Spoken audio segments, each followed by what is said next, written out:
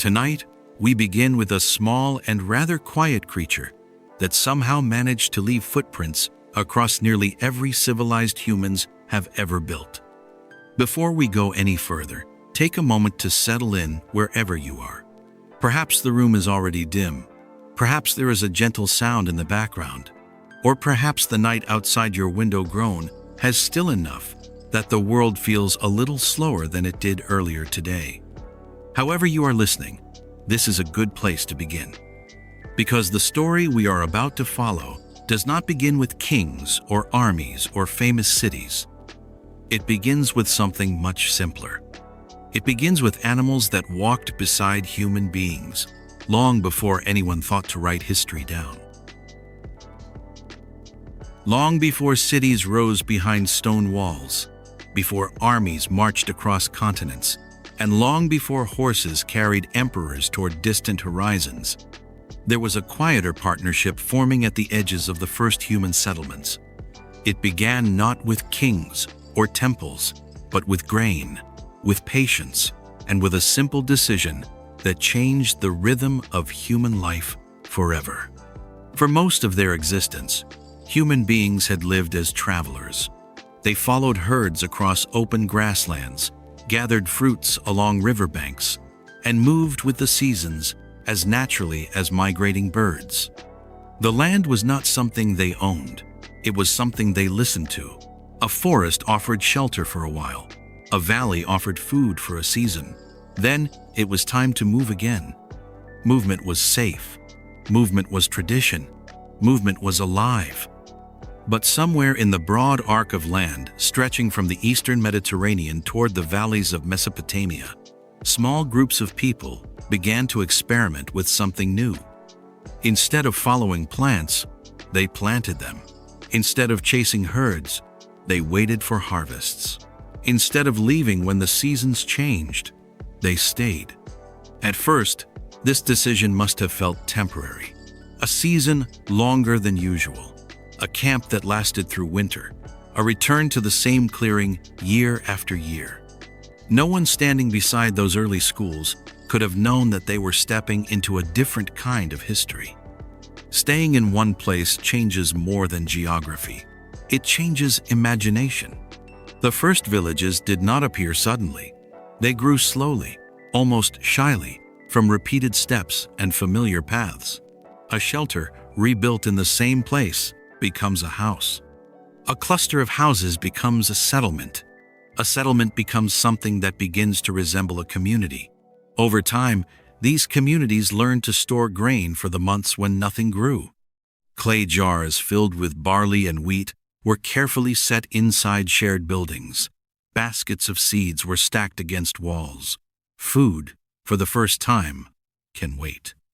This was a remarkable invention. Stored grain was wasted hungry winters. It meant children could survive difficult seasons. It meant elders could remain in one place instead of traveling through harsh landscapes. It meant time could stretch forward instead of shrinking into the urgency of each day. But stored grain also meant something else. Where grain gathered, rodents followed. Small creatures moved quietly along the edges of these early villages, slipping between baskets and walls, chewing through woven storage containers, and multiplying faster than the people could control. In the stillness of night, tiny sounds of scratching and gnawing echoed through the first permanent homes. What had begun as security slowly became vulnerability. And it was here, in the shadow of the granaries, that another species began to notice. Across the grass, drylands, and rocky slopes of the Near East lived a small desert hunter with pale fur and sharp attention. It was not large enough to threaten people. It was not loud enough to announce itself. It moved alone, watching carefully from the edges of human activity. Drawn by the movement of mice and the scent of stored grain, these wildcats began to linger near the settlements. They did not arrive as companions. They arrived as hunters. At first, they remained at a distance, a flicker of movement near a doorway, a shadow crossing the edge of a storage yard, a brief glimpse of yellow eyes in the half-light before dawn. People noticed them, but they did not approach. The animals noticed people, but they did not retreat far. Something unusual was beginning to happen. Unlike wolves, which required cooperation and structure to live beside humans, these small wildcats needed nothing except opportunity. They didn't ask for attention. They did not seek approval. They didn't wait to be invited closer. They simply followed the rodents, and the rodents followed the grain, and the grain remained beside the people. So the cats stayed. Over generations, this quiet arrangement slowly shaped both species. The wild cats that tolerated the presence of humans found easier hunting near storage areas. The ones that fled at every movement disappeared back into the hills. Without anyone planning it, the calmer animals remained closer to the villages, and the more cautious ones returned to the wilderness. No one trained them, no one captured them, no one decided that a partnership had begun. It simply happened. From the human point of view, the change must have felt almost invisible. Fewer mice in the storage jars, fewer scratching sounds in the night, fewer losses during winter. The presence of these silent hunters brought relief without demanding effort. From the cat's point of view, the change was even simpler. Food had become easier to find. This was not ownership, it was close. It was not domestication in the way later societies would understand the word. No ropes, no enclosures, no breeding plans shaped this relationship. Instead, it unfolded gradually through patience, coincidence, and mutual tolerance. The cats remained independent, moving in and out of settlements as they pleased, but they returned often enough that their presence became familiar. For the first time in history, human beings and cats were sharing the same space, not as master and servant, but as neighbors with overlapping interests. And although neither side could have known it then, this quiet arrangement would last for thousands of years. Long before temples rose in Egypt, long before ships carried animals across the Mediterranean, and long before stories turned cats into symbols of mystery or magic, the foundations of their partnership with humanity had already been laid beside the first baskets of stored grain. Civilization had begun to change the landscape, and the cats had begun to notice. The earliest villages did not welcome cats in the way later households would welcome animals indoors. There were no doors opened for them, no names given to them, and no intention of keeping them close. Instead, the relationship that formed between people and wildcats unfolded gradually at the edges of daily life, where neither side fully trusted the other, but neither chose to leave. In those early settlements, survival depended on attention. People listened carefully to the sounds around their storage jars and sleeping spaces. A loose basket lid, a gnawed cord, or the faint movement of small feet inside a wall could mean the difference between enough food for winter and hunger before spring. Rodents were not a small inconvenience. They were a quiet danger that multiplied quickly and spread through the narrow passages between houses. The presence of wildcats changed that balance almost without being noticed at first. They moved through the settlements quietly, following scent rather than invitation. At night they hunted between stacked baskets and along the outer walls of granaries. By morning they were often gone again, leaving behind fewer signs of mice than there had been the night before. People may not have understood exactly what had changed, but they would have understood the result. Food lasted longer. Winter became slightly more predictable. Losses became slightly smaller. And slowly, something like tolerance began to grow. Unlike the relationship that would later form between humans and dogs, no one set out to shape these animals into companions. Dogs had been drawn into human life through cooperation in hunting and protection.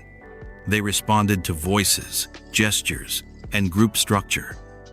Wildcats were different. They hunted alone. They avoid close contact. They depend on silence more than communication. Because of this, The partnership formed with them followed a different path. Some wildcats remained cautious and disappeared whenever people approached. Others lingered a little longer, near doorways and storage areas. A few learned that human settlements contained reliable hunting without requiring long journeys across open land. These animals did not become tame in the way later animals will become tame. Instead, they became familiar with proximity. Over many generations, that small difference began to matter.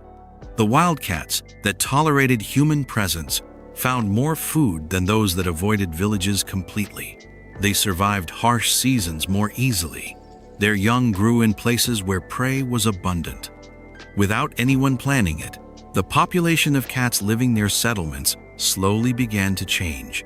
The animals that remained closest to people were simply the ones that did not mind them as much. This change did not happen quickly enough for any single person to notice. It unfolded across lifetimes. Children grew up seeing cats near grain stores in the same way their parents had seen them. Elders watched the animals pass along familiar paths beside the walls of houses that had stood for generations. Over time, what had once been a rare sight became something expected.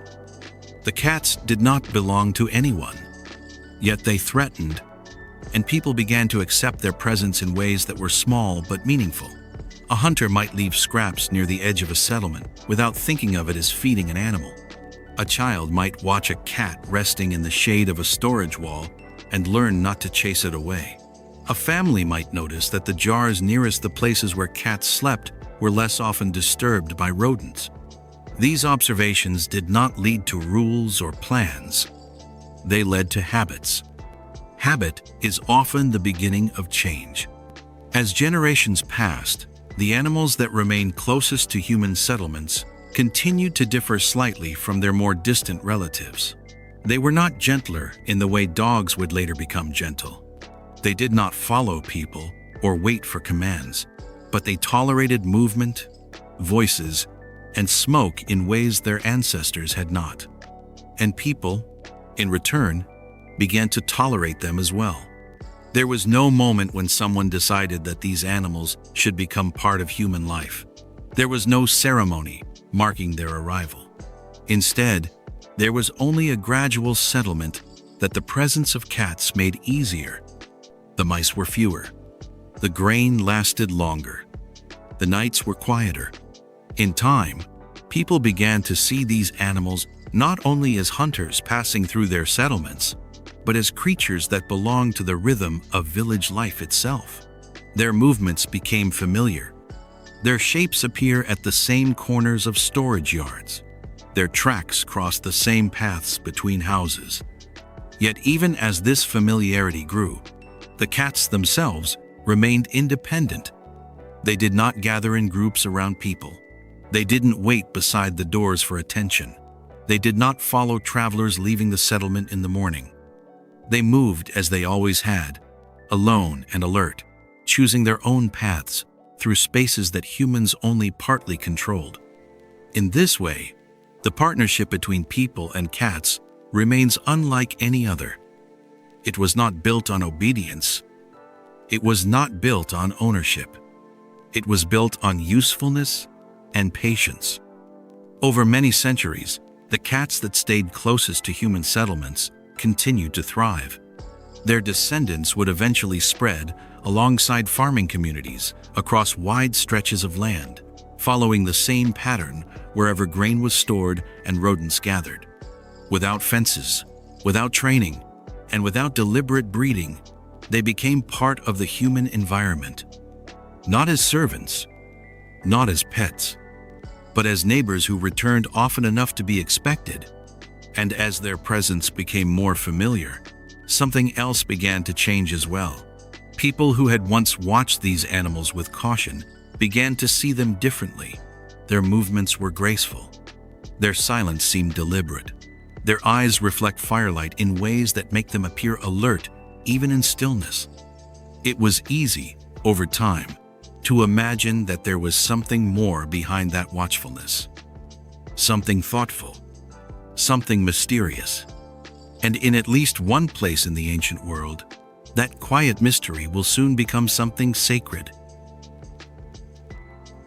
As wild cats continued to live alongside early villages, something unusual became clearer with each passing generation. These animals were not changing in the same way other animals changed when they entered human life. They remained watchful, they remained solitary, and most of all, they remained free to leave whenever they wish. This makes them different from nearly every other creature that will later share human settlements. Dogs, for example, had already begun adjusting their behavior to human voices and gestures thousands of years earlier. They learned to follow directions, travel in groups with people, and respond to signals that made cooperation easier. Over time, they became companions that depended on human presence for protection and food. Cats followed a quieter path. They did not travel in groups beside hunters. They did not guard entrances or follow instructions. Instead, they continued to hunt alone, just as their ancestors had done across the dry grasslands and rocky hills long before the first villages appeared. Even when they lived near people, they kept the same careful movements, the same silent patience, and the same independence that had always helped them survive. In many ways, they remained almost exactly what they had been before they entered human settlements at all. This did not make them less useful. In fact, it makes them perfectly suited to the environment that farming communities had created. Rodents move quickly and unpredictably through narrow spaces between baskets, walls, and storage pits. A hunter that worked alone, quietly and without distraction, was often more effective than one that depended on direction or cooperation. The cats did not need training. They already knew what to do. Because of this, humans never developed the same habits of control with cats that they developed with other animals. There were no ropes tied around their necks, no enclosed enclosures built to contain them, and no attempts to guide their movements through fields or forests. The cats came and went as they pleased, appearing when rodents were abundant and disappearing when they were not.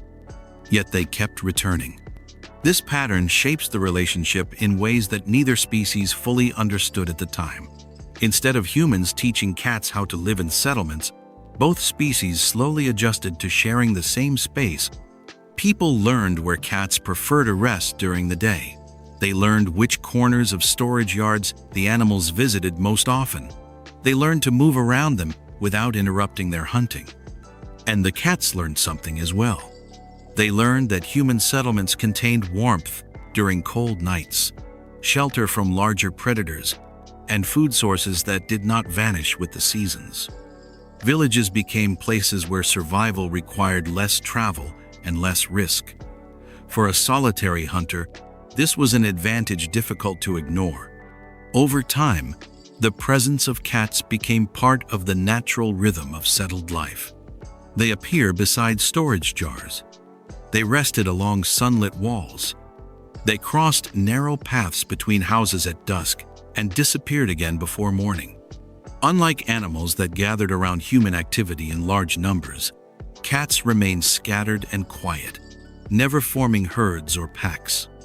A person might see the same animal several days in a row and then not see it again for weeks. This unpredictability only added to the sense that cats belong partly to the settlement and partly to the landscape beyond it. Even as generations passed, they never became entirely familiar. And yet, something else was happening at the same time. As people watched these animals move through their villages, they began to notice details that were easy to overlook at first. The way cats could remain for long stretches of time without losing attention. The way their eyes reflect even the smallest amount of firelight in the dark. The way they moved through narrow spaces without disturbing anything around them. These qualities make them seem different from other animals that share the settlement. Dogs announce their presence with sound and movement. Livestock gathered together in open areas where everyone can see them. Cats moved alone and often without warning, appearing suddenly in doorways or along rooftops before slipping away again. Their silence suggested intention. Their patience suggested awareness. And their independence suggested something that people find difficult to name but easy to feel. Over time, these impressions began to change the way humans understood the animals living beside them. Cats were no longer seen only as hunters that reduced the number of rodents near stored grain. They began to seem like observers of the settlement itself, creatures that watched human activity without fully participating in it. It became natural to imagine that they understood more than they showed. This quiet mystery followed cats wherever they lived. Even as they spread with farming communities into new regions, their behavior remains remarkably consistent. They adapted to different climates and landscapes, but they did not become obedient in the way other animals did. They continued to choose their own resting places. They continued to hunt alone. And they continued to appear and disappear according to rhythms that humans could not fully predict. In this way, the partnership between humans and cats remains balanced in an unusual way. People benefited from their presence. Cats benefited from the protection and food found near settlements. But neither species fully controls the other.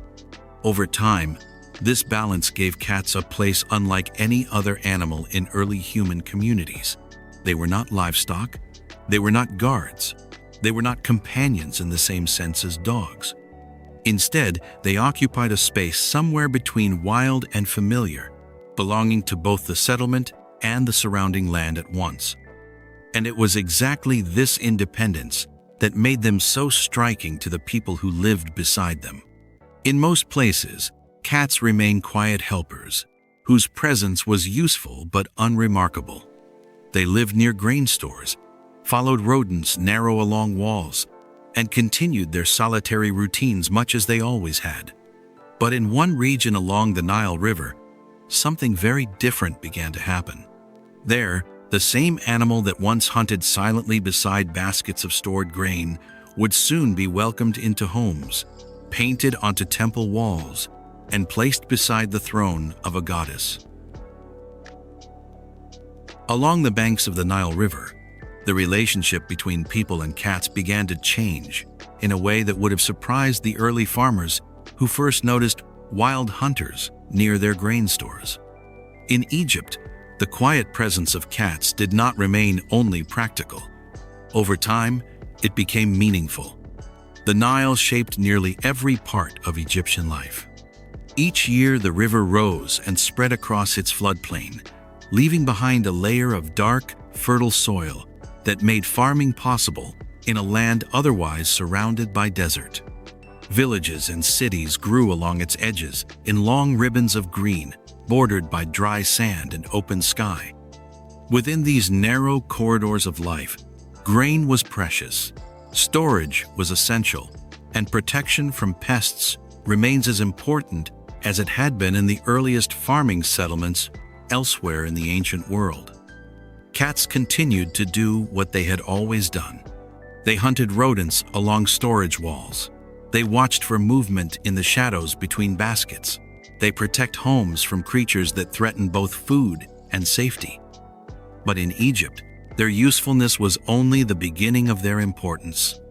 The people who lived along the Nile paid close attention to the natural world around them. The rising and falling of the river, the movement of birds across the sky, and the behavior of animals in fields and marshes all carry meaning. These patterns were not seen as separate from human life. They were part of a larger order that connected the land, the seasons, and the divine. Within this way of understanding the world, animals were never only animals. They were signs. They were protectors. Sometimes they were messengers. Cats fit naturally into this pattern of thought. They guarded homes from snakes that moved through reed beds and fields. They protected stored grain from mice. They moved silently through darkness and returned again at dawn, alert and unharmed. Their eyes reflect torchlight in ways that make them seem watchful, even while resting. Their calm presence inside household suggested a kind of quiet confidence that people began to associate with protection itself. Over time, this protection became something more than practical. It became a family. Egyptians began to see cats not only as hunters, but as guardians of domestic life. They appear in painted scenes beneath chairs, beside weaving tools, and near the feet of families gathered indoors. In these images, cats were not outsiders passing through settlements. They were part of the household. This change mattered. It meant that the cat had crossed a boundary that few animals crossed in ancient societies. It had moved from the edge of the settlement into its center. As this transformation continued, the qualities people observed in cats began to take on deeper meaning. Their patience suggested watchfulness. Their suggested independence, strength. Their ability to move safely through darkness suggested protection from unseen danger. These impressions gradually found expression in one of the most beloved figures of Egyptian belief, the goddess Bastet. In earlier periods of Egyptian history, Bastet had often been shown as a lioness, a powerful guardian associated with protection and fierce strength. Over time, however, her image softened. The lioness became a cat. The protector of kingdoms became the guardian of homes. This change reflects something important about how Egyptian society understood safety and balance. Protection was not only the work of warriors and rulers. It also lived inside ordinary houses, besides children's sleeping places and family storage jars. The same quiet hunter that watched for rodents at night came to represent warmth, fertility, music, and domestic harmony. Temples dedicated to Bastet welcome living cats as part of their sacred spaces. Priests care for them. Visitors brought offerings. Pilgrims traveled long distances to places where the goddess was honored, believing that respect shown to her animal companions brought protection to their own household. In these temples, cats rest in sunlight that filtered through carved stone columns. They moved freely through courtyards, where incense smoke drifted slowly upward into the air. People watched them with admiration rather than caution, seeing in their movements the presence of something both familiar and divine. It became widely understood that harming a cat was not simply a mistake. It was a serious offense. Stories spread of travelers punished for injuring cats, even accidentally. Families mourned them when they died. Some households shaved their eyebrows as a sign of grief, marking the loss of an animal that had become part of their daily lives as well as their spiritual world. In this way, cats entered Egyptian society more deeply than they had entered any other civilization before it. They appear in jewelry worn by nobles. They appear in carved reliefs along temple walls. They appear in painted scenes that followed people into the afterlife itself. Instead of remaining silent hunters near storage jars, they became companions whose presence carried meaning beyond the visible world. And yet, despite this transformation, they never stopped being what they had always been. They were still hunting. They still moved independently. They still chose their own paths through courtyards and homes. The Egyptians did not change cats into creatures by altering their behavior sacred. Instead, they changed how they understood the behavior that had always been there. The same patience that once made cats effective hunters now suggested wisdom. The same independence that once kept them at the edges of settlements now suggested dignity. The same silence that once made them difficult to notice now suggested mystery. In Egypt, usefulness became admired. Admiration became protection. And protection became recovery. For the first time in human history, a small hunter that had followed rodents into early villages became something more than a companion of daily life.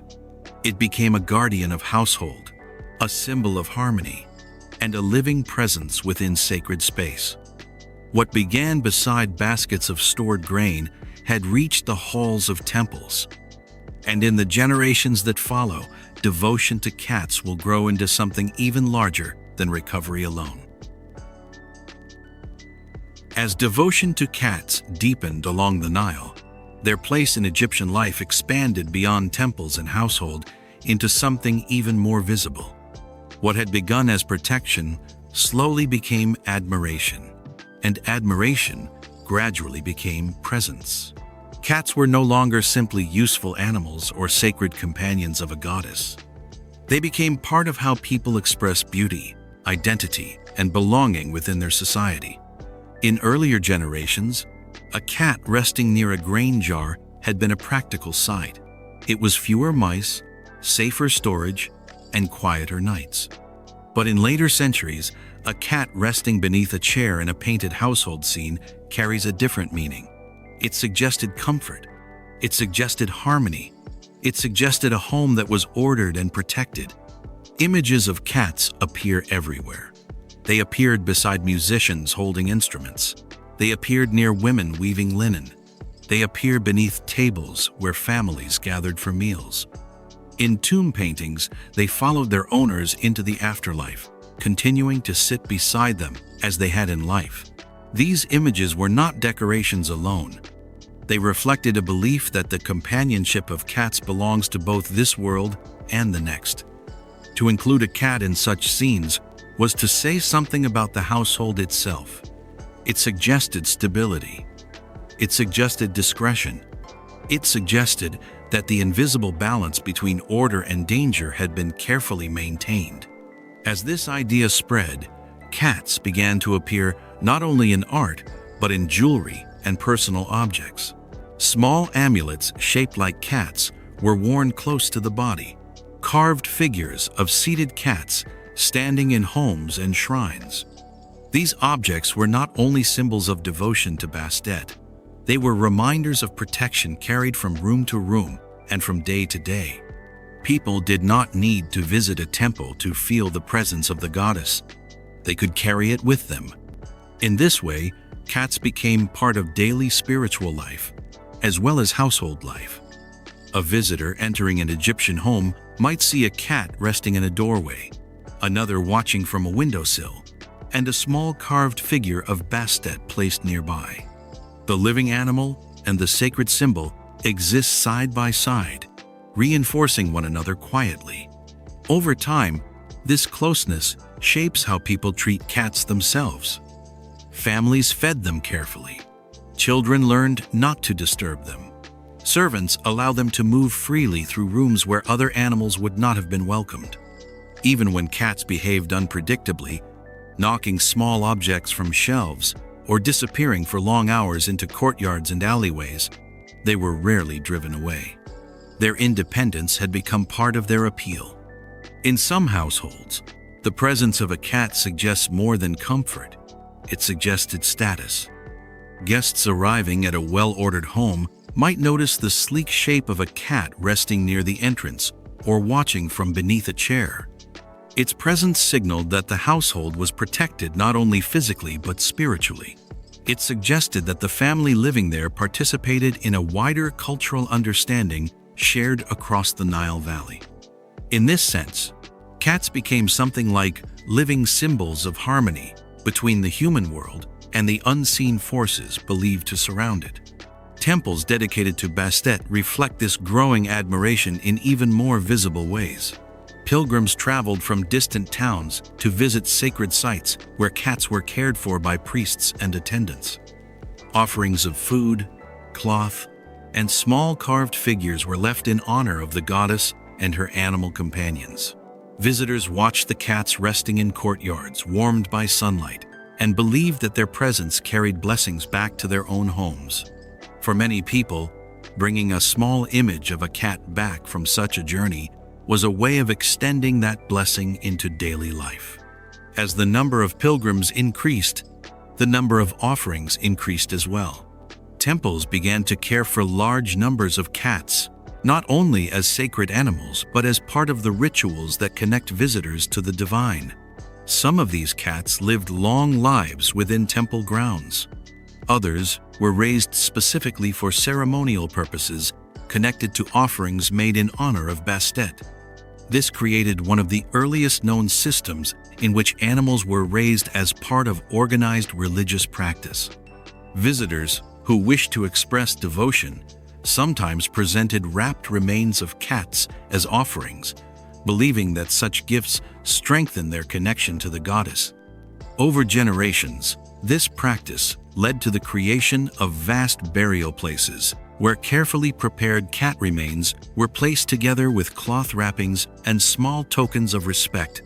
Archaeologists exploring these sites thousands of years later would discover chambers filled with layer upon layer of such offerings, each one representing a personal act of devotion from someone who had once traveled across the Nile Valley seeking protection or blessing.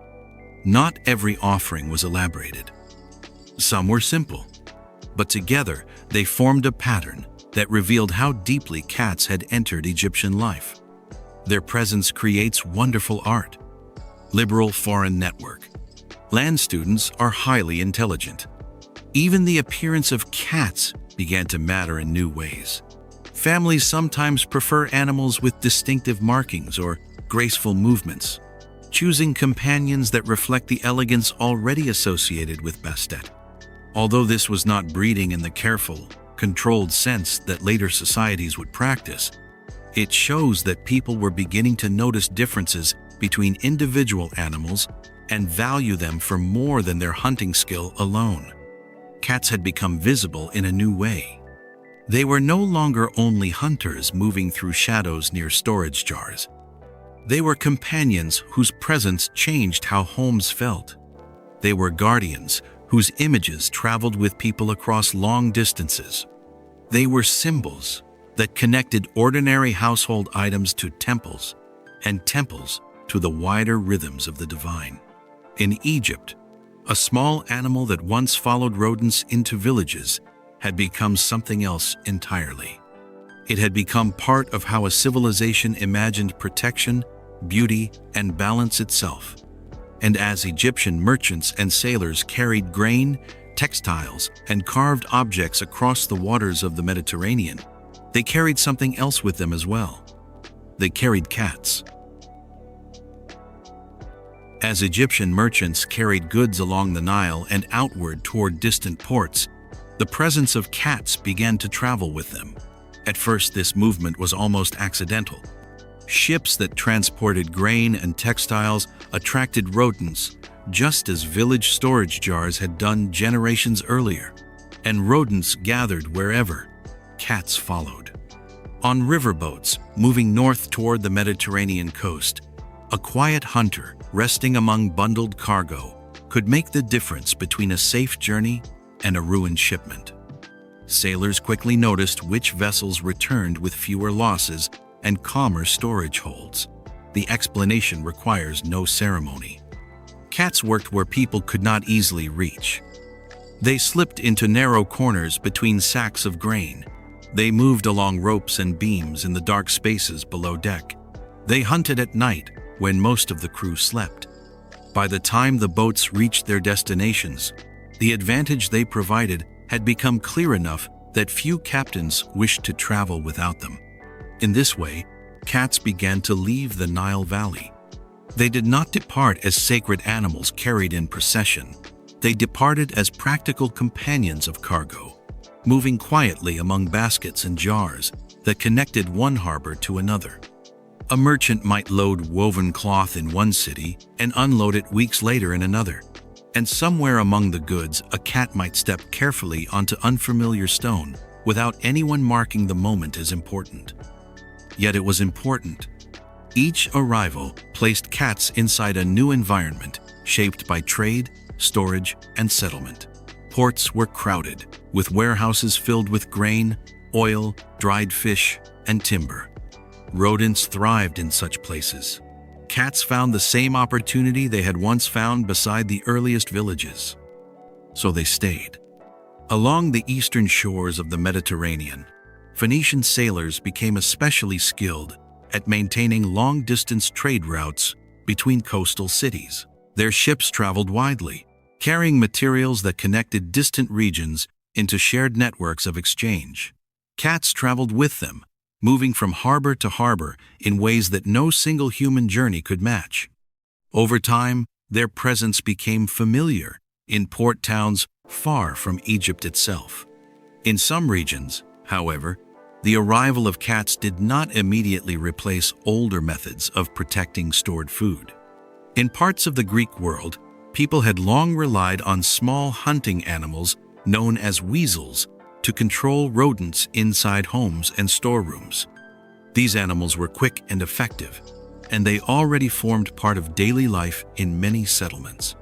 For a while, cats and weasels lived side by side in the same environments. But gradually, people began to notice differences between them. Cats moved more quietly. They adapted easily to life, both indoors and outdoors.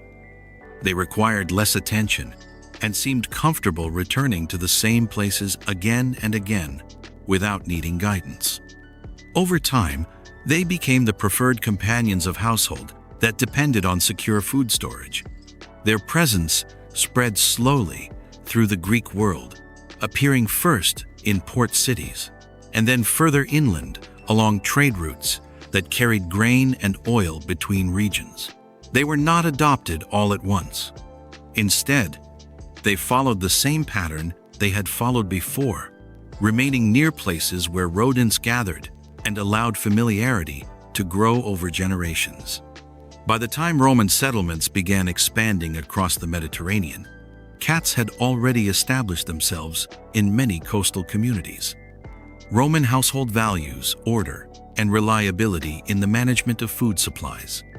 Storage rooms beneath villas and warehouses near harbors required constant protection against rodents that could damage supplies meant to last through winter or support armies traveling long distances. Cats proved well suited to these environments. Roman writers sometimes refer to them as quiet planning defenders of storage spaces, animals whose patience matched the careful required to manage large estates. Over time, they became common in both rural villas and urban homes, moving through corridors and courtyards with the same independence they had always shown. They were not treated as sacred animals in the Egyptian sense. Instead, they were respected as skilled hunters, whose presence supported daily life in ways that were both practical and dependable. Yet even without temples devoted to them, cats began to acquire a kind of reputation across the Mediterranean world. Sailors expected to see them aboard ships. Merchants expected to find them in warehouses. Travelers recognized them resting in sunlit courtyards from one port to another. They had become part of the landscape of trade itself. This movement across water shapes the future settlement of cats in ways that no single could have done alone. Ships connected regions that would otherwise have remained distant from one another.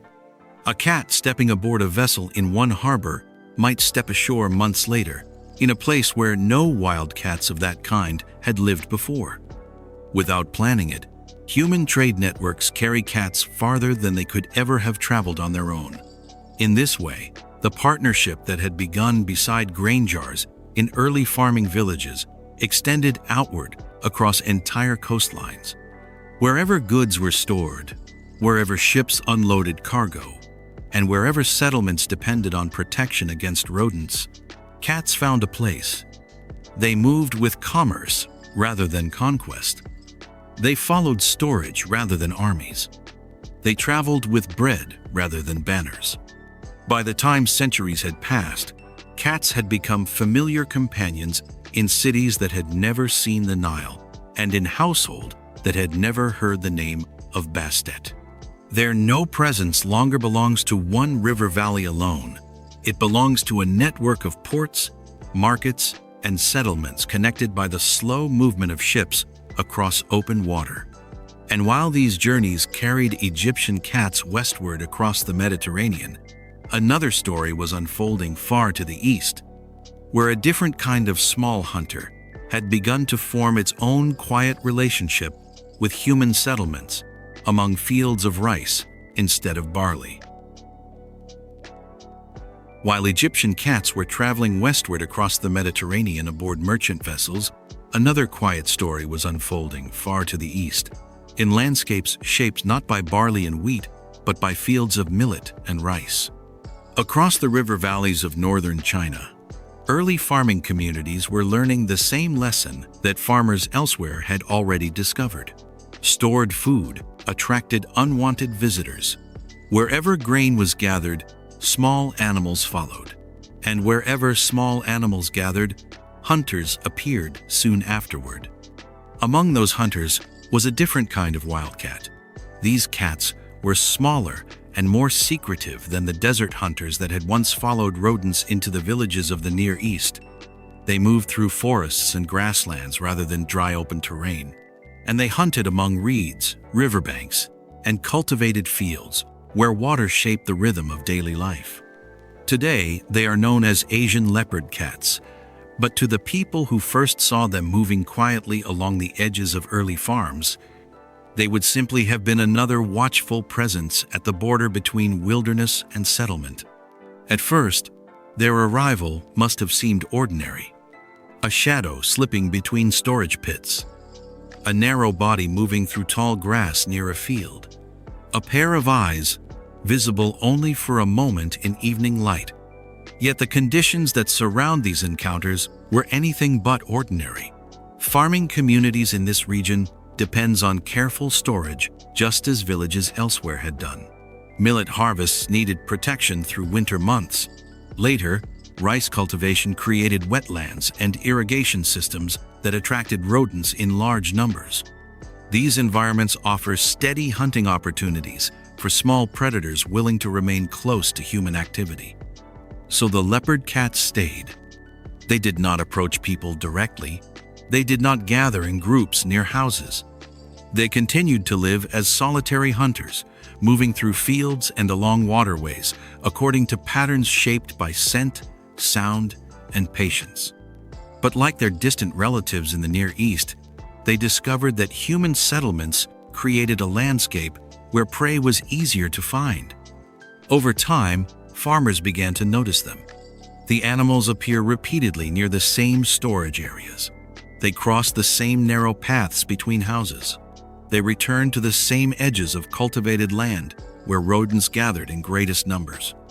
Their brought presence the same quiet advantage that earlier farming communities had already experienced in other parts of the world. Food remained safer. Losses became smaller. Winter became slightly less uncertain.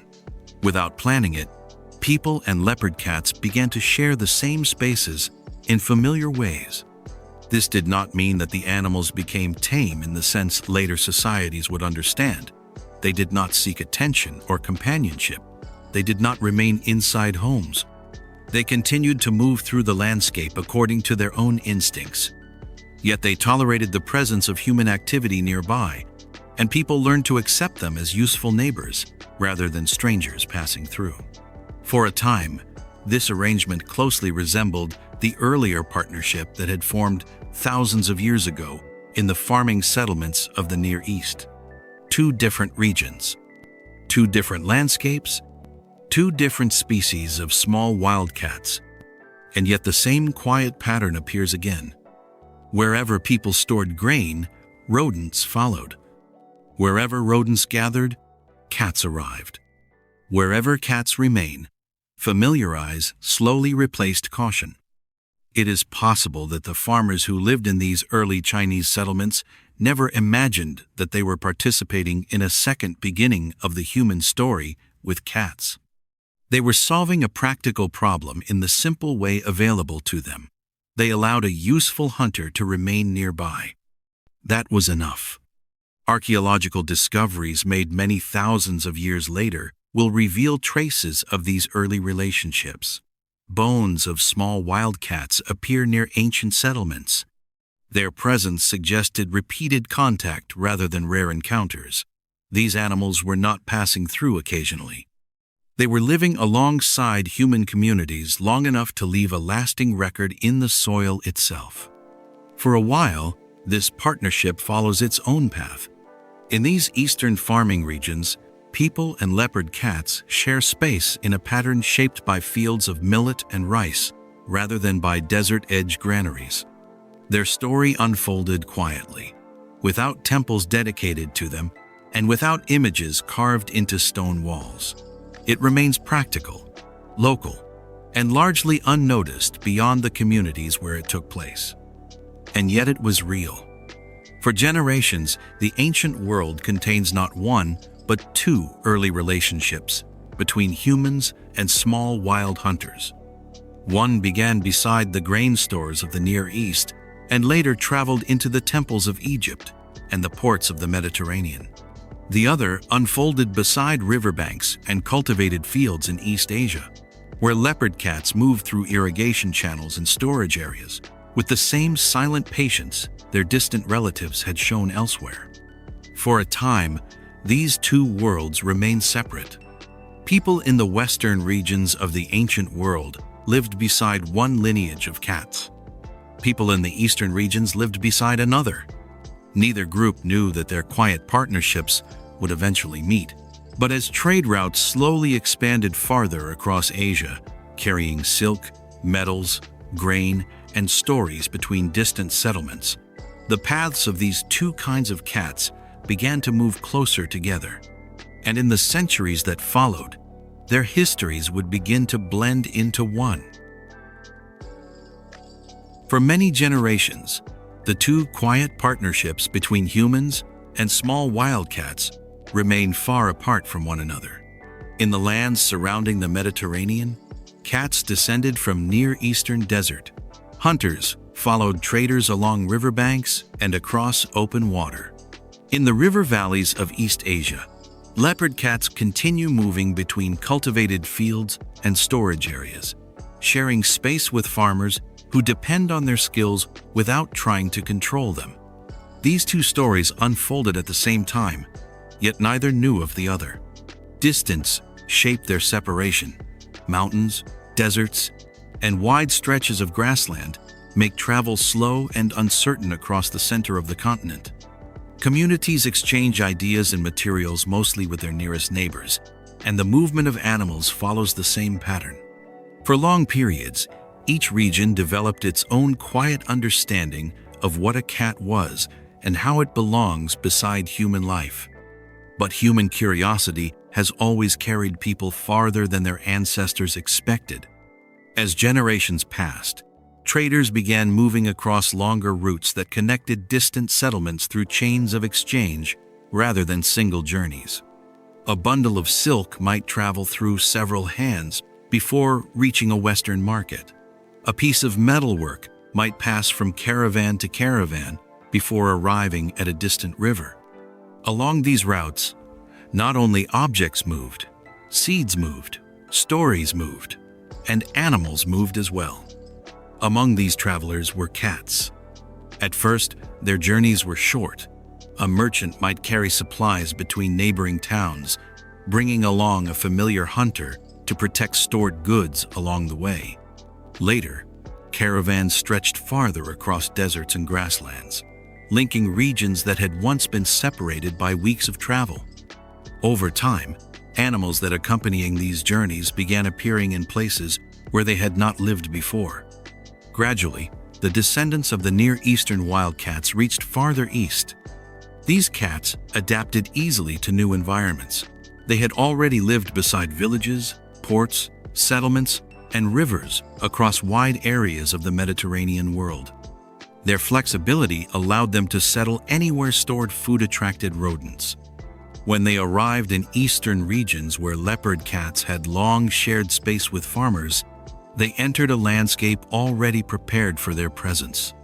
For a while, the two kinds of cats lived side by side. Farmers may not have recognized them as belonging to different lineages. Both were small hunters. Both moved quietly through storage areas. Both followed the same prey. To human observers, their differences would have seemed subtle compared to their usefulness. Over time, however, one lineage began to spread more widely than the other. The descendants of the Near Eastern wildcats proved especially adaptable to life in dense settlements and along expanding trade routes. As caravans traveled more frequently between regions, these cats followed them into towns, storage centers, and farming communities across large stretches of Asia. Their familiarity with human environments allows them to thrive wherever grain was stored and transported. Gradually, their presence became more common than that of the leopard cats that had once filled the same role in earlier generations. This did not happen suddenly. Instead, it unfolded slowly across centuries as new animals arrived, settled, and produced young that shared the same tolerance for human proximity. In some places, the two kinds of cats may even have shared territory long enough for their descendants to carry traces of both histories. The result was not a replacement but erased the past. It was a blend of journeys. Modern domestic cats still carry echoes of these early encounters. Within their ancestry remain signs of both the desert edge hunters that followed grain stores in the Near East and the river valley hunters that moved through fields in East Asia.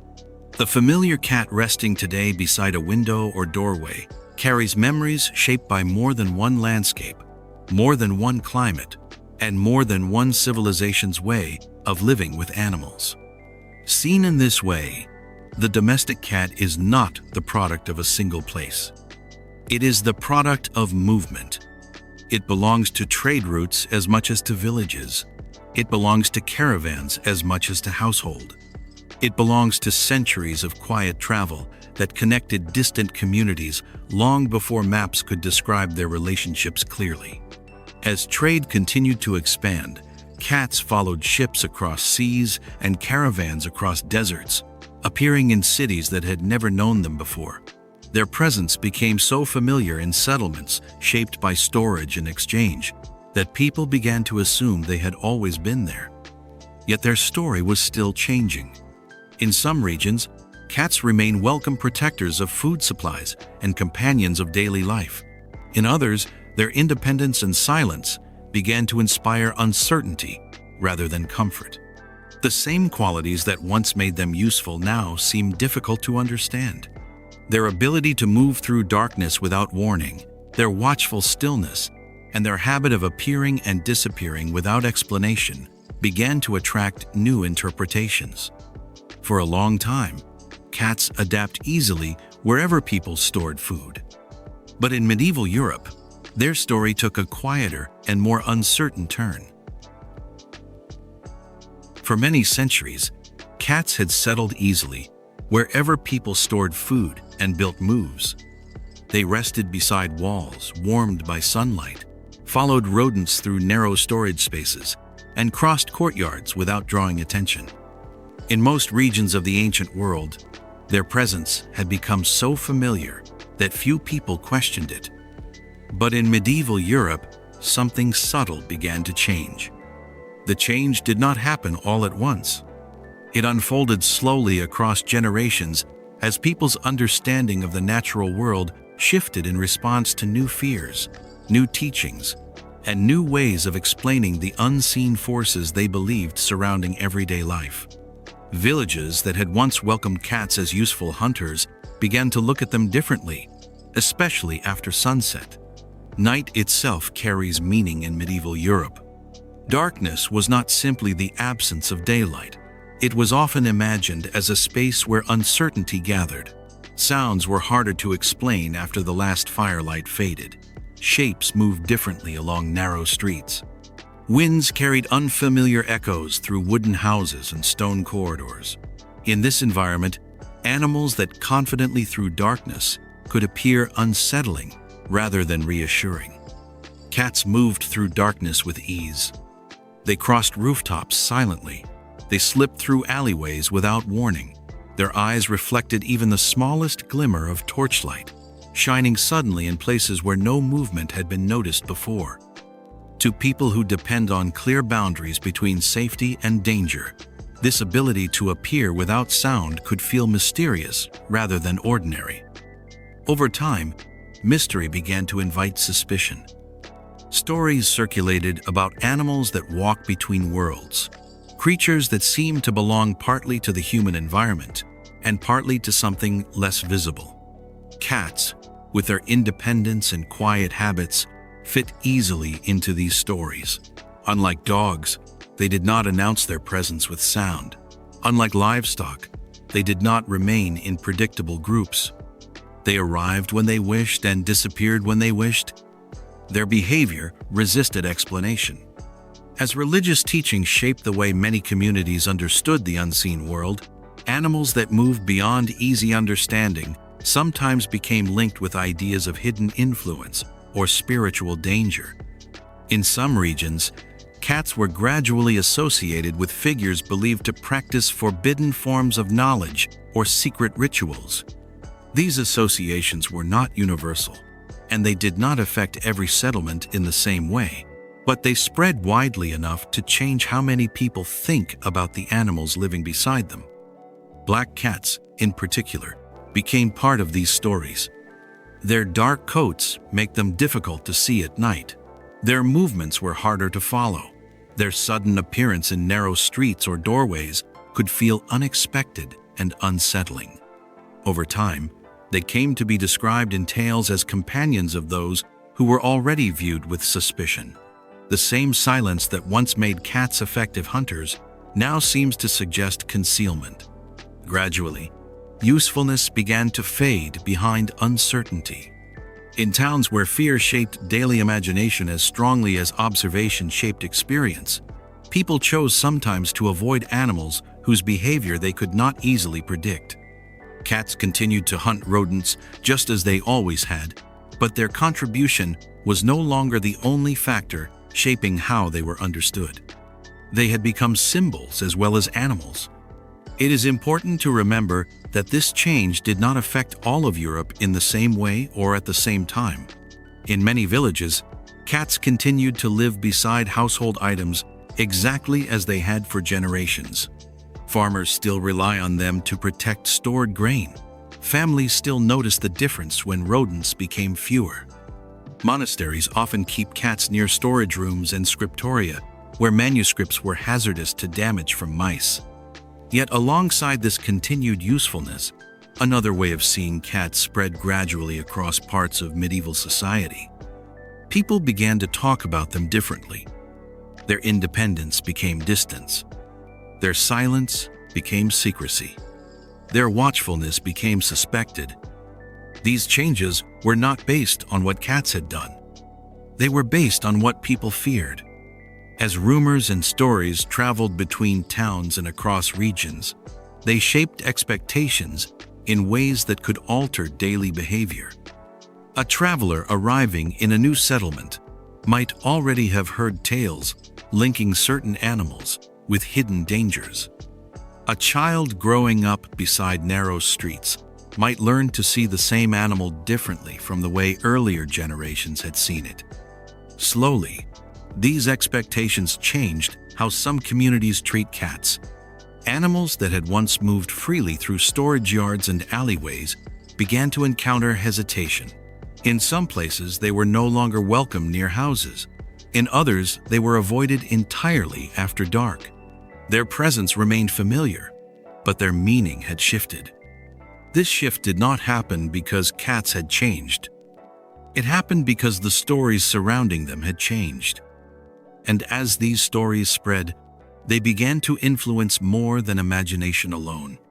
In certain regions, suspicion toward cats became strong enough to alter the balance that had existed for centuries between people, predators, and the small animals that moved unseen through storage rooms and fields. At first, the consequences of this change were easy to overlook. But over time, fewer cats meant more rodents.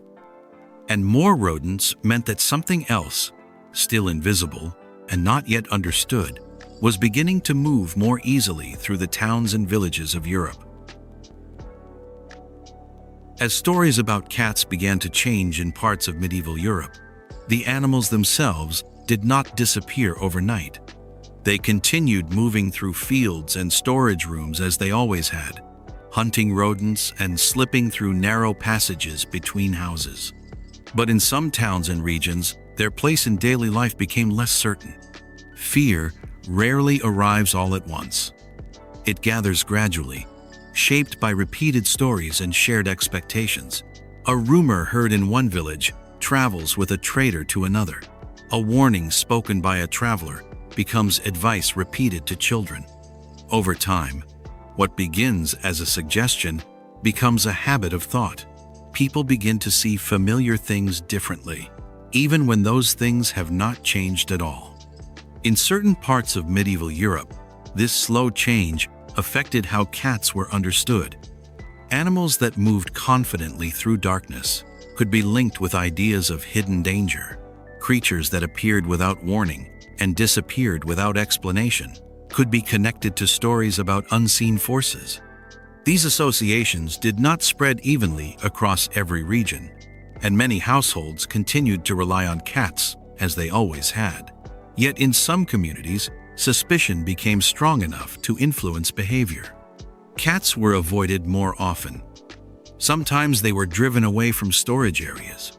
Sometimes they were no longer encouraged to remain near homes. In rare but memorable moments, they were carefully removed from settlements where they had once lived freely. These actions were not always organized or coordinated. They did not form a single movement across the continent. Instead, they appear in scattered places where fear shaped decisions more strongly than experience. A household that once tolerated cats might begin to see them differently after hearing troubling stories. A village that had relied on them for generations might gradually reduce their presence without intending to change the balance of its environment. At first, the effects were subtle. Rodents had always existed near settlements. Their numbers rose and fell with the seasons. A small increase did not immediately seem unusual. Storage jars still held grain. Fields still produce harvests. Life continued as it had before. But the absence of cats changed something important. For thousands of years, small hunters had formed a quiet barrier between human food stores and the animals that depended on them. This barrier had never been completed, but it had been steady enough to matter. When fewer cats remained near houses and warehouses, that balance began to weaken. Rodents moved more freely. They nested closer to storage rooms. They traveled more easily between buildings. The change did not announce itself with sudden noise.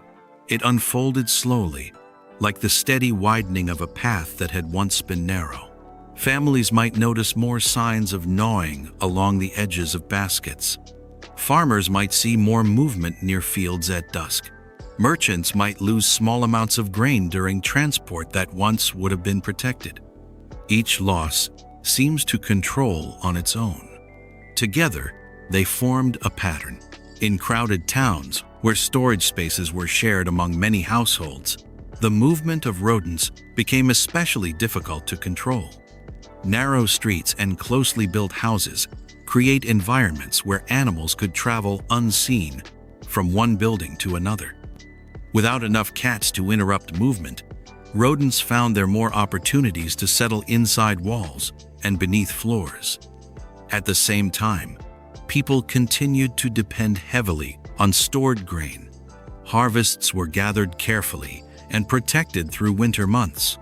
Supplies were counted and preserved for seasons when fields could not produce new food. Any increase in rodent activity placed pressure on systems that had supported communities for generations. Yet the most important consequences of this change were still invisible. Rodents carry more than hunger with them. They carried small insects that were rarely seen through fur and fabric. These insects move easily between animals and people, passing through crowded spaces where contact was unavoidable. At first, their presence attracted little attention. They were too small to observe clearly and too familiar to seem dangerous. But their movement was becoming easier as rodent populations increased. In some regions, this shift creates conditions in which illness could spread more quickly than before. People did not yet understand how such illness traveled. They couldn't see the insects responsible for carrying it. They could only observe that disease sometimes follows the same paths as rodents moving through storage spaces and streets. In this way, the disappearance of cats from certain settlements altered more than daily routines. It changed the movement of animals that share the same environment as humans. It changed the protection of stored food. And it changed the quiet balance that had once limited the spread of unseen dangers. Historians today understand that many factors shaped the great waves of disease that later moved across medieval Europe. Trade routes carry illness between distant regions. Climate conditions affected harvests and migration. Crowded cities allow sickness to travel quickly between household items. The reduction of cats in some areas was only one part of a much larger story. Yet even as only one part, it mattered. Where cats remained common, rodents were more often kept at a distance. Where they became fewer, the small animals that followed grain stores moved more freely than they had before. These differences were not always visible at once.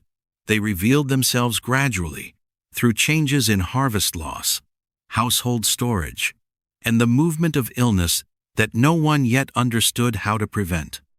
By the time people began to recognize that something serious was happening across parts of Europe, the quiet balance between settlements and their smallest hunters had already been altered. And soon, a new kind of danger will move along the same paths the rodents had followed, traveling from port to town and from town to village with a speed that no one was prepared to explain. When illness began moving across Europe in the 14th, it did not arrive all at century once. It traveled gradually along trade routes that connected ports, markets, and inland towns. Merchants carried goods across long distances as they always had, but now something else traveled with them, unseen and difficult to explain. At first, people noticed only small changes. A household where someone had fallen ill unexpectedly, a street that seemed quieter than usual, a familiar face missing from the market. These moments did not immediately suggest a larger pattern. Communities had always faced sickness from time to time. Most people expected such events to pass. But this illness did not pass. Instead, it spread from town to town, following roads and waterways that had long connected settlements across the continent. In crowded places where families lived close together and food was stored in shared spaces, the movement of disease became especially difficult to contain. The same networks that carry grain and cloth between regions now carry something far more dangerous. People searched for explanations. Some believed the illness traveled through the air itself. Others believed it followed unlucky seasons or distant storms. Many saw it as a sign of imbalance in the world around them. Without knowing how the disease moves, communities rely on observation to guide their responses. They watched carefully for patterns that might help them understand what was happening. Among the things they observed, one detail slowly became difficult to ignore. Where rodents gathered in large numbers, illness often followed. This connection was not clear at first. Rodents had always lived near human settlements. Their presence alone did not seem unusual. But in places where their numbers increased suddenly, people began noticing that sickness sometimes appeared soon afterward. The link remains uncertain, yet it was repeated often enough to attract attention. Over time, another observation followed. In some villages where cats remained common, rodents were less visible. Food stores appeared safer. Signs of gnawing were fewer. And in certain places, illness seemed to spread more slowly than expected. These differences did not create immediate certainty. No one at the time understood the tiny insects that moved between rodents and people, carrying disease from one host to another. That explanation would only become clear many centuries later. Yet practical experience still guided behavior. Communities learned to pay attention to what helped them preserve food and reduce the movement of rodents within their homes. Gradually, This attention changed how cats were seen again. Animals that had once been treated with suspicion began to regain their earlier place beside storage rooms and household walls. Families allowed them to remain near grain supplies. Monasteries welcomed them back into buildings where manuscripts needed protection from mice. Merchants traveling between towns sometimes carried cats with their goods once more, recognizing their usefulness during long journeys. This change did not happen quickly. Fear does not disappear overnight, especially when it has shaped habits for generations. Yet, necessity has a quiet influence of its own. When survival depends on observation, people notice what works. Over time, the steady presence of cats near places where rodents gathered reminded communities of a partnership older than the fears that had once interrupted it. Cats did not return as sacred animals, as they had in ancient Egypt. They returned as helpers. Their role became practical again rather than symbolic. They moved through barns, storage rooms, kitchens, and monasteries with the same patience they had shown thousands of years earlier, besides the first farming villages. Their independence remained unchanged, but their usefulness once again became visible. In scriptoria, where monks copied manuscripts by hand, even small losses caused by rodents could damage work that required months of careful effort. Cats resting near shelves and writing tables helped protect these fragile pages. Their presence became so familiar in some monastic communities that they appeared in drawings made in the margins of manuscripts themselves, small reminders of the quiet companions who shared the workspaces of those who preserved knowledge through uncertain times. In towns recovering from repeated waves of illness, families also began to welcome cats back into daily routines. Children grew used to seeing them again near doorways and storage jars. Travelers recognized them resting beside inns and warehouses. Farmers noticed their tracks along the edges of fields where rodents gathered near harvested grain. Slowly, the partnership returned. It did not restore the past exactly as it had been before. The cultural meanings surrounding cats remained varied from one region to another.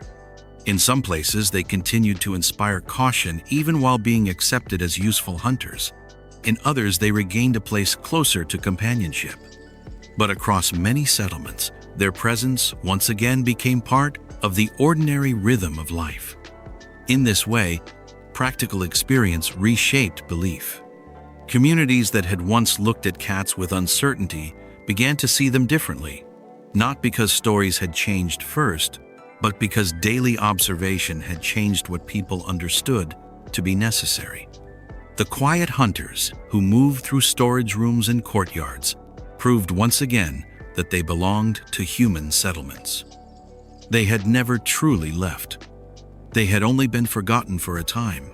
And as Europe slowly recovered from generations marked by illness and uncertainty, cats settled once more into the spaces they had occupied since the earliest days of agriculture, guarding food, watching doorways, and moving silently through the edges of human life as they always had. By the time new centuries began to reshape cities with libraries, workshops, and growing appliances, the familiar shape of a cat resting near a window or beside a shelf of stored grain had become part of the landscape again. As European towns slowly recovered from the uncertainties of earlier centuries, daily life began to settle into new rhythms, shaped by rebuilding, learning, and trade. Streets that had once felt quieter during years of illness gradually filled again with movement. Workshops reopened, markets expanded, libraries grow larger, and within these spaces, familiar animals began to return in familiar ways. Among them were cats. Their return was not dramatic. There were no ceremonies marking the moment when they became welcome again. Instead, their presence reappeared quietly, the same way it had first appeared thousands of years earlier beside the earliest grain stores. A cat resting near a doorway meant fewer mice in the pantry. A cat moving through a warehouse meant safer shipments of stored goods. A cat sleeping next to stacked parchment meant fewer damaged pages. Practical observation guides this change more than theory. Families con what worked. Merchants noticed what protected their cargo. Scholars noted what preserved their manuscripts. And so the animals that had once been viewed with hesitation began to settle once more into the spaces where they were most needed. In growing towns of the late medieval world, storage remains essential to survival. Grain traveled from farms into markets. Cloth moved from workshops into warehouses.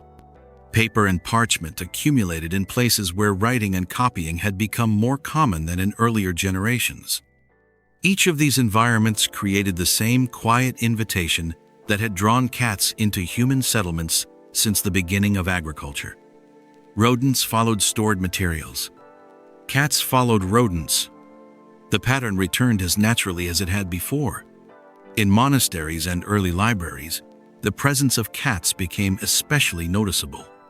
Shelves filled with handwritten manuscripts required protection from small animals that could damage bindings and pages with a single night's activity. A quiet hunter resting among the stacks offered protection without disturbing the careful work of copying and reading.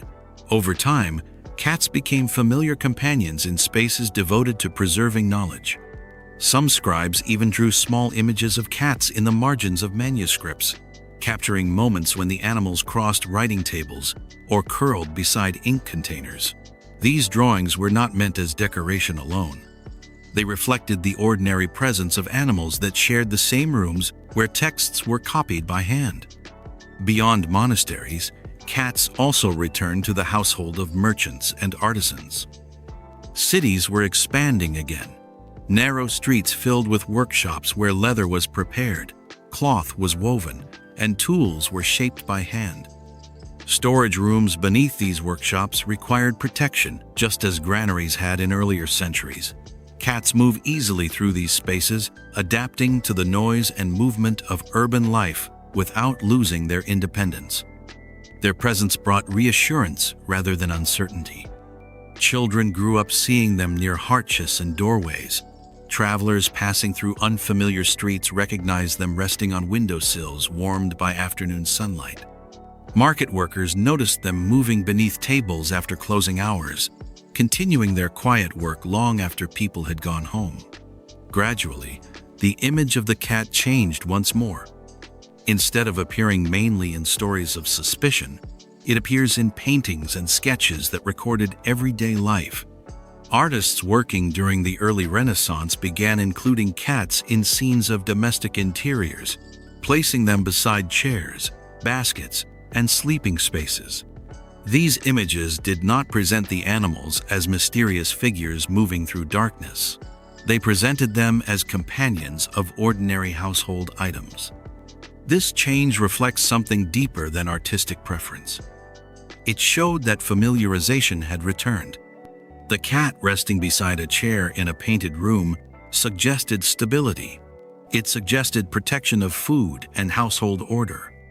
It suggested that the quiet partnership between people and small hunters had resumed its place within daily routines. Even as cities grow larger and more complex, this partnership remains simple. Cats continued to move freely rather than remain confined. They chose their own resting places. They appeared when rodents gathered and disappeared when their work was done. Their independence, once viewed with suspicion, now seems natural again. In some households, their presence became associated with comfort as well as usefulness. A cat resting near a hearth during winter evenings added warmth to rooms already filled with conversation and light. A cat watching quietly from a windowsill became part of the familiar pattern of daily life that connected one generation to the next. Across Europe, these small changes restore something that had never completely disappeared. Cats had always lived beside people. Now they were once again recognized as belonging there. Their return did not erase the stories that had once surrounded them, but it softened their influence. Instead of being remembered mainly as creatures of uncertainty, cats became companions of household.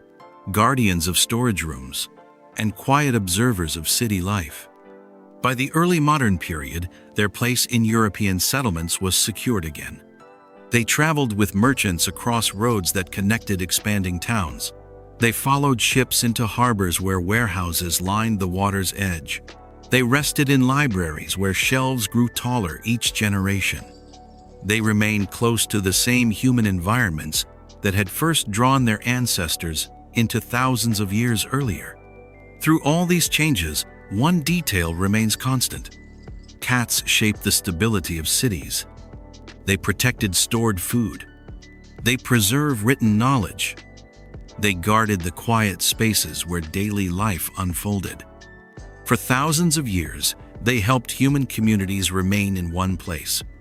And while cats were helping cities grow stronger and more secure, another animal was helping people do something very different. Across the wide grasslands of Central Asia, societies were learning how to move across entire continents with a speed no settled community could match on foot alone. For thousands of years, cats helping human communities remain in one place. They protected stored food, guarded written knowledge, and moved quietly through the narrow spaces of cities that depended on stability.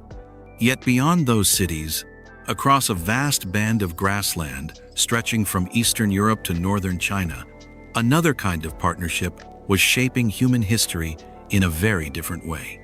There, survival did not depend on staying still. It depended on movement. The Eurasian steppe is not a landscape that encourages permanent settlement. Its grasslands extend for immense distances beneath wide skies where horizons seem almost unreachable. Winters arrive with deep, cold winds that sweep across open ground without obstruction. Summers bring heat and dryness that shift grazing patterns from one region to another. In such an environment, remaining in one place for long periods was rarely possible. Instead, people moved with their animals. Among all those animals, none mattered more than the horse. Long before written histories described the rise of the Mongol Empire, generations of steppe communities had already learned how to live in partnership with horses that could survive conditions unfamiliar to farmers in settled lands. These horses were smaller than many later breeds, but they were strong, steady, and remarkably resilient. They could travel long distances without storing grain. They could graze beneath snow by scraping the surface with their hooves until frozen grass appeared.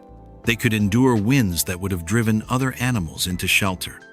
For people living across the steppe, this resilience shaped everything. A horse was not simply a means of transport. It was a companion in survival.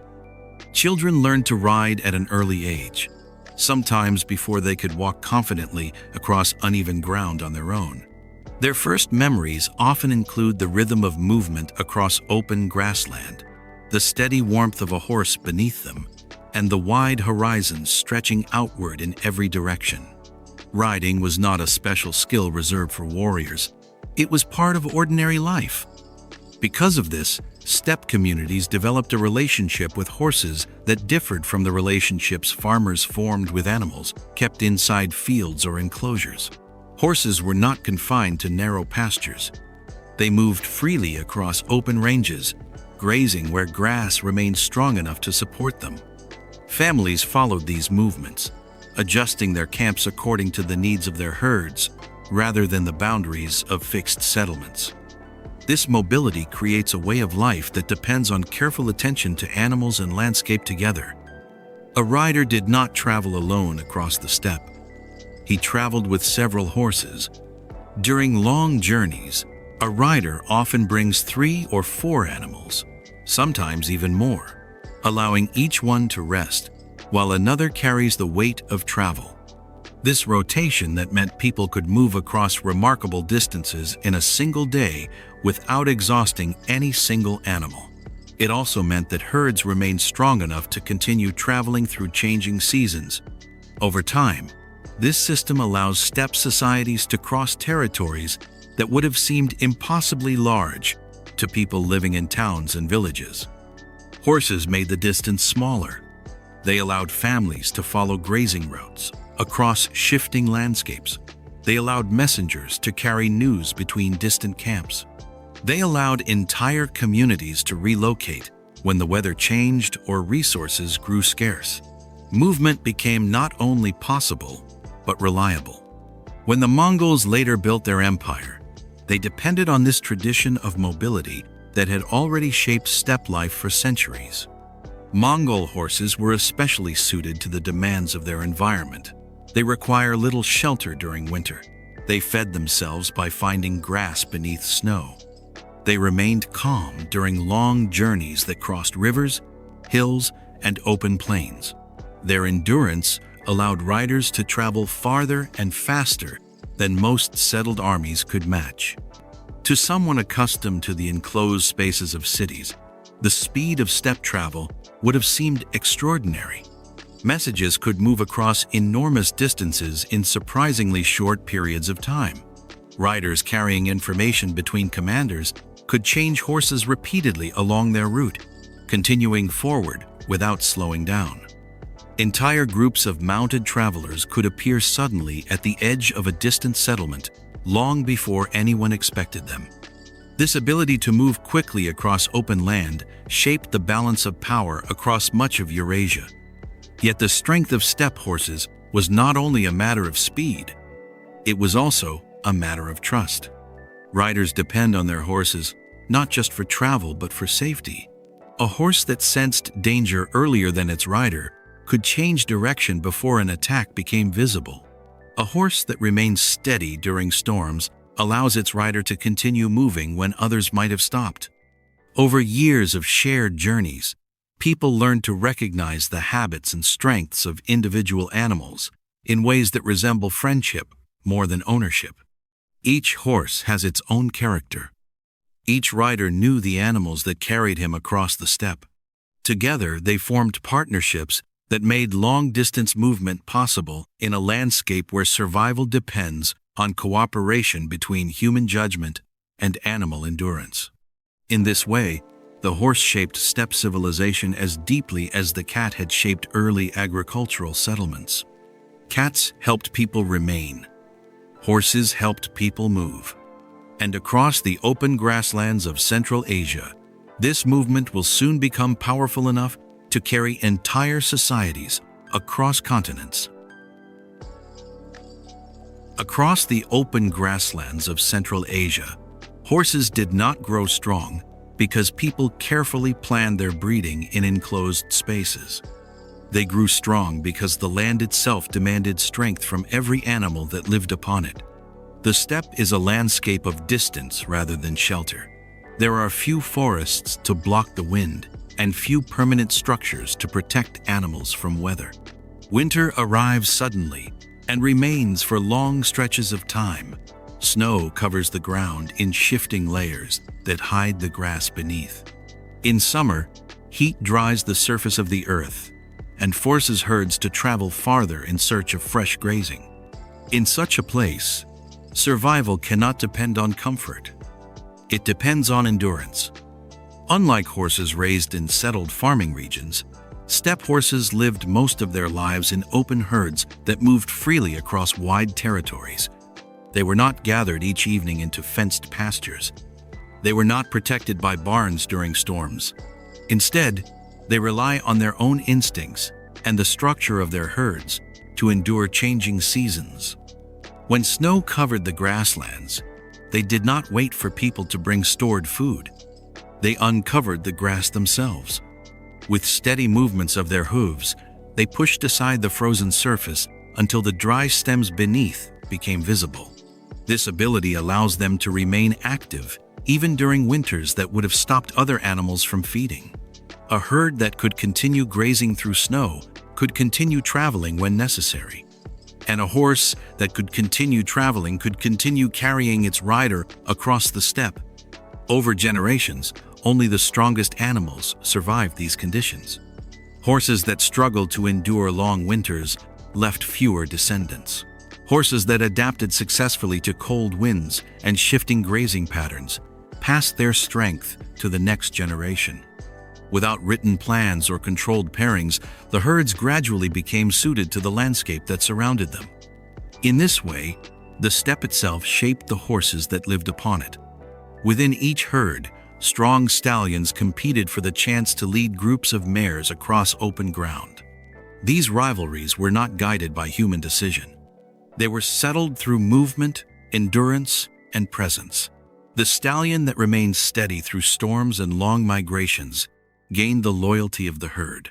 The stallion that faltered lost it.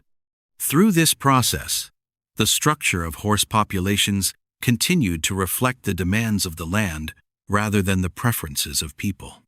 For families living across the steppe, this natural strength was more valuable than careful control would have been. A horse that could survive without shelter requires less protection. A horse that could find its own food reduced the need for stored supplies.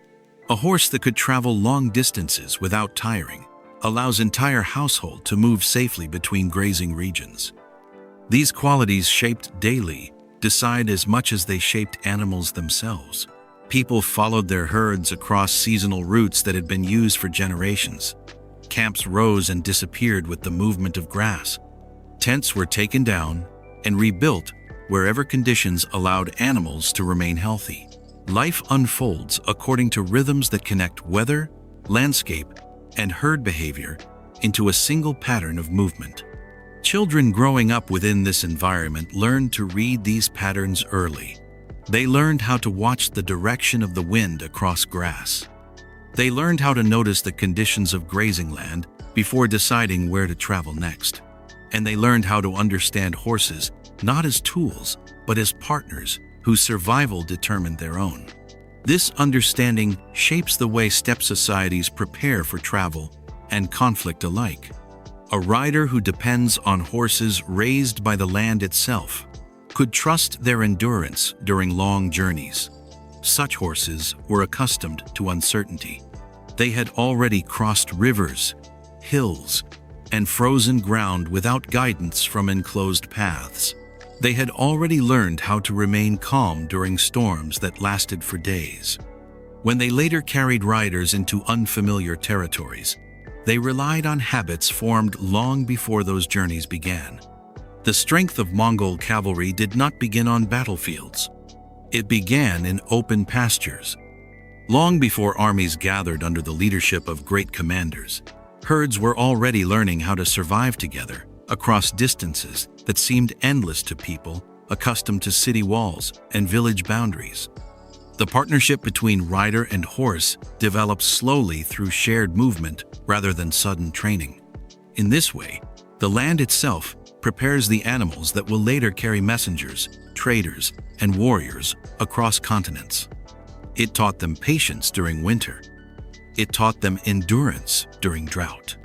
It teaches them how to travel without fear across open ground where no road marks the direction ahead. When the Mongol Empire eventually expanded across Eurasia, it relied on horses that had already been shaped by centuries of adaptation to this demanding environment. Their strength was not the result of a single generation's effort. It was the result of long experience shared between herds and landscape. These horses did more than carry riders. They carried a way of life settlement that depends on movement rather than. And as riders traveled far across the steppe, with the help of these resilient companions, they discovered that horses could provide something more than transport alone. They could support entire communities through journeys that lasted weeks or months, offering nourishment and materials wherever camps were raised beneath open sky. Across the grasslands of Central Asia, the partnership between people and horses extends far beyond travel.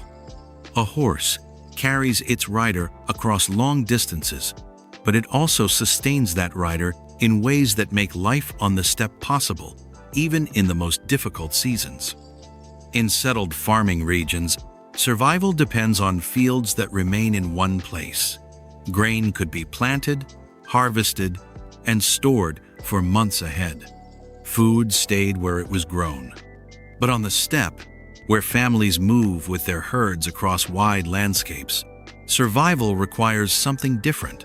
Food had to travel with the people who depended on it. Horses made this possible.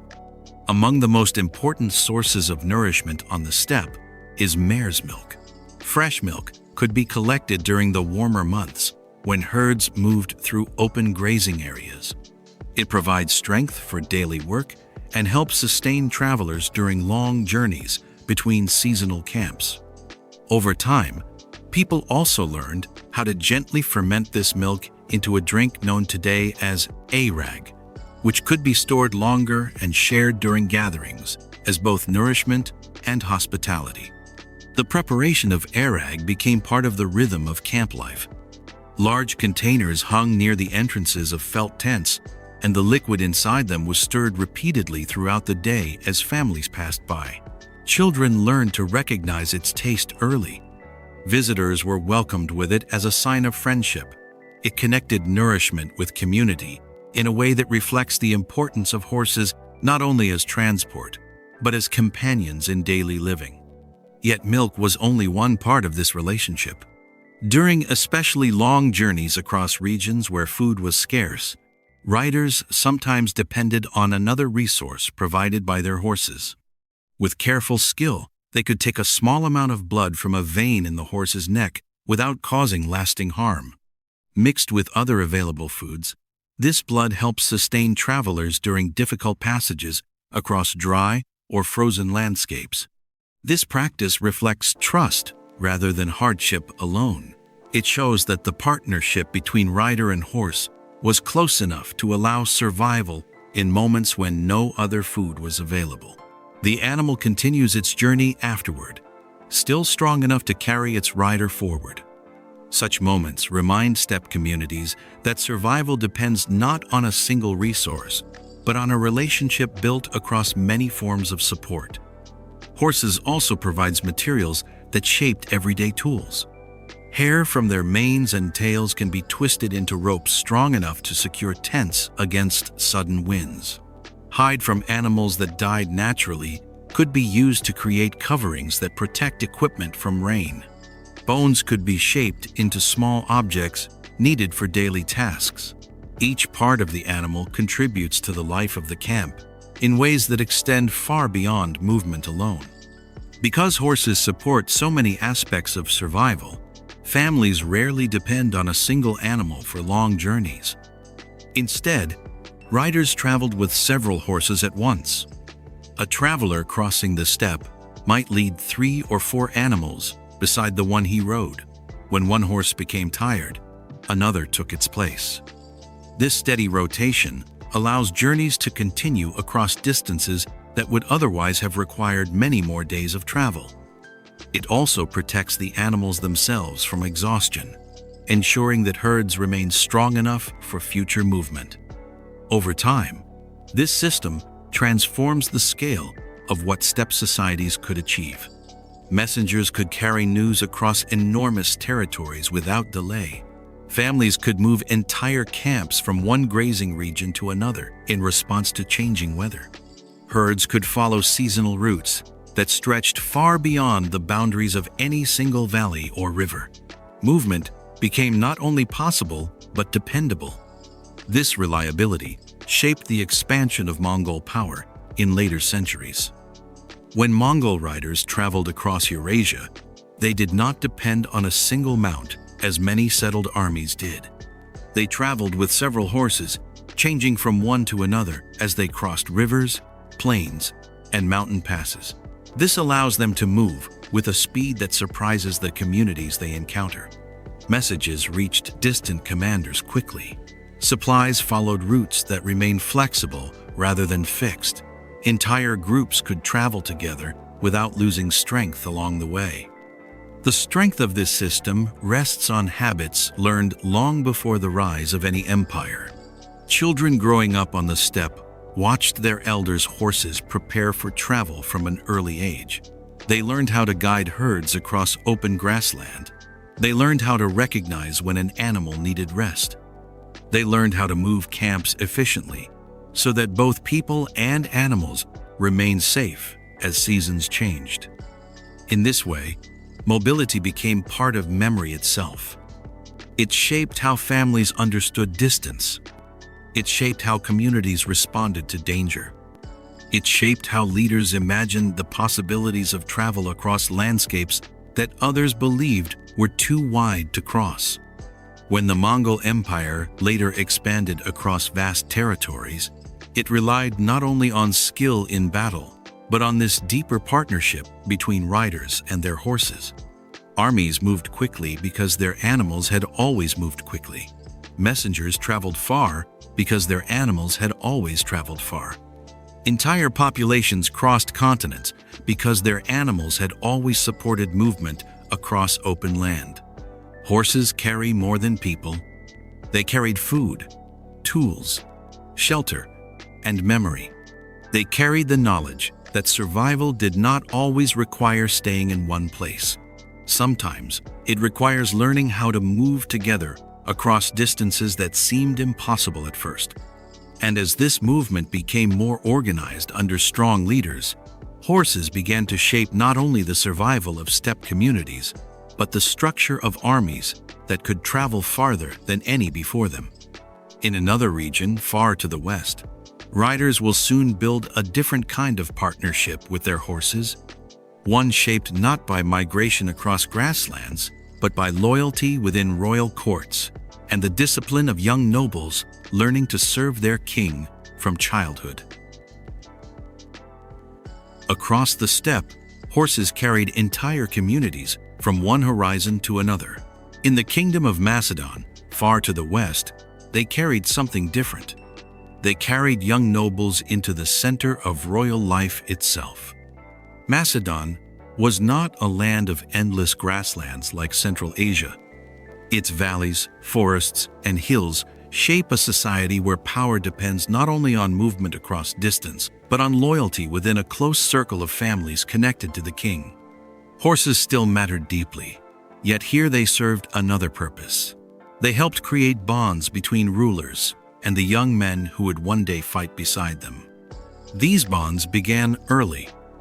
In Macedonian tradition, the sons of noble families were sent to live at the royal court while they were still very young.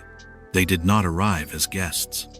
They arrived as royal pages, expected to serve the king in daily tasks that brought them into constant contact with his household. Their presence was both an honor and a responsibility. It shows that their families trusted the king, and it guarantees that the king could trust them in return. Life as a royal page was not comfortable in the way later generations might imagine. The boys rose early and followed strict routines shaped by discipline and observation. They learned how to care for horses used by the royal household. They practiced riding across uneven ground. They carry equipment during journeys and prepare animals before travel. These responsibilities were not symbolic. They were practical lessons in the habits expected of those who would later serve in war. By caring for the king's horses, the boys learned something essential about leadership long before they commanded themselves. They learned attention. They learned patience. And they learned that loyalty often began with small duties performed carefully. At the same time, their lives within the royal court brought them close to one another as well as to the king. They trained together, traveled together, and shared the same daily routines. Friendships formed during these early years often endured into adulthood, shaping the relationships that later defined Macedonian command structures. In this way, the royal page system creates more skilled riders. It created a generation that had grown up together under the same authority. The king's presence shapes these young nobles not only through instruction, but through proximity. They watched how he spoke to ambassadors. They observed how he prepared for campaigns. They learned how decisions were made during moments of uncertainty. By living within the royal household, they absorb habits of leadership without needing formal lessons to explain them. This closeness created trust. A king who had known a young noble since childhood could rely on him differently from someone who had joined the court later in life. The shared memory of early service shaped expectations on both sides. Loyalty was not based solely on rank or reward, it was based on familiarity that had grown slowly over many years. Horses played a central role in this process. Training as a rider formed part of daily life for royal pages. They learned to guide animals across narrow paths and open ground. They practiced mounting quickly and controlling movement during group exercises. They cared for the equipment that allowed riders to travel safely and efficiently across difficult terrain. These skills prepare them for responsibilities that will later become essential on campaign. Yet riding was never only about skill. It was about trust between rider and horse, and trust between riders themselves. Young nobles who trained together learned to move as part of a group rather than as individuals acting alone. They learned how to keep formation while traveling.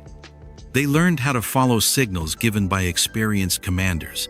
They learned how to remain steady beside one another even when conditions became uncertain. These habits shaped the structure of Macedonian cavalry long before those riders entered battle. Within the royal court, the presence of horses is also connected training with identity. To ride well was not simply a useful ability. It marks a young noble as someone prepared for leadership. A rider who could guide his horse confidently across uneven ground demonstrates the balance and attention expected of those who would later guide soldiers across uncertain fields. For this reason, service as a royal page formed the beginning of a longer path. The boys who take care of horses in the royal household will later ride beside the king as members of his closest cavalry. The friendships they form during training will become partnerships on campaign. The habits they learned while serving quietly in youth would shape their conduct as commanders in adulthood. By the time they reached maturity, these young men already shared years of experience with one another and with their ruler. They had been together in the past. They had trained together. They had learned to ride together. From these boys emerge a new kind of cavalry, one shaped not only by skill with horses' childhood, but by loyalty that has been growing since growing. And when one of those former royal pages later became king himself, he would rely on these riders more than any others, trusting them to remain beside him wherever his ambitions carried them across the known world. By the time Alexander became king of Macedon, the young nobles who had once served beside him in the royal court were no longer boys learning to care for horses. They had become riders, prepared to follow him across landscapes few Macedonians had ever seen before. These men formed the core of what became known as the companion cavalry. They were not ordinary soldiers recruited from distant regions. They were individuals who had grown up within the same court, trained under the same authority, and shared the same early experiences of service. Many of them had learned to ride beside Alexander long before he commanded them as king. Their loyalty rested not only on duty, but on memory. They did not ride behind him. They rode with him. This difference shapes the way they fight together. In many ancient armies, rulers directed battle from positions that allowed them to observe events at a distance. Messages traveled between commanders and soldiers through signals or messengers who crossed the field, carrying instructions. In the Macedonian army, however, the king himself rode at the front of the companion cavalry. His formed presence, part of their movement rather than standing apart from it. When they advance, he advances with them. When they turned, he turned with them. When they charged forward across open ground, he rode at the center of the formation. This closeness changed how decisions were made during the battle. Instead of waiting for instructions carried across long distances, the riders could respond immediately to the king's direction. Signals passed quickly through the group because the men who received them already understood one another's habits and expectations. Their shared training allows them to move as a single unit rather than as separate individuals reacting independently. Horses played an essential role in this coordination. Each rider depends on an animal trained to respond calmly during moments of sudden movement. A horse that remains steady while others accelerated allows formations to remain intact. A horse that follows its rider's guidance without hesitation allows the group to change direction quickly when necessary. Over time, this cooperation between rider and horse creates a kind of shared rhythm that shapes how the companion cavalry moves across the battlefield. Observers who watch these riders from a distance sometimes describe their movement as forming a triangular shape that narrowed toward the front. This arrangement allows the leading riders to concentrate their strength at a single point, creating space where enemy lines could be broken. The formation depends on trust. Each rider needed confidence that those beside him would maintain position as the group advanced together. Such trust could not be created in a single campaign. It developed across years of shared training and experience. The companions carried this trust with them as they followed Alexander across Asia Minor and into the territories of the Persian Empire. They crossed rivers that marked unfamiliar borders. They rode through mountain passes where narrow paths forced them to move carefully together. They entered cities where languages and customs differed from anything they had known before. Throughout these journeys, their closeness to the king remains constant. This closeness also shapes how Alexander led his army. He did not rely only on distance and command. He relies on presence. By riding beside the companions rather than behind them, he demonstrated that their risks were his risks as well. The dangers they faced were shared rather than assigned. This example strengthens the loyalty that had already grown during their years as royal pages. The relationship between king and companions was therefore not only military, it was personal. Many of these riders had known Alexander since childhood. They had trained beside him, traveled beside him, and served beside him long before he became ruler of a vast territory. When they followed him into unfamiliar lands, they were not simply obeying orders, they were continuing a partnership that had begun years earlier within the royal household of Macedon. Horses made this partnership visible. To see the companions riding together was to see a group moving with shared purpose across open ground. Their animals responded to signals that passed quickly from one rider to another. Their formation shifted as conditions changed, yet remained unified. The strength of the cavalry depends not only on weapons or armor, but on the coordination between rider and horse that allows the group to act as a single body. Again and again during Alexander's campaigns, this coordination allowed the companions to reach positions that other forces could not reach as quickly. They crossed that terrain, slowed larger infantry formations. They moved around obstacles that blocked heavy units. They appeared where they were least expected and withdrew before opponents could respond. Speed alone did not explain their success. It was the combination of speed and trust. A rider who trusts his companions can move forward without hesitation. A horse that trusted its rider could continue through confusion without losing direction. Together, these layers of confidence allow the companion cavalry to act with precision, even during moments when the outcome of a battle remains uncertain.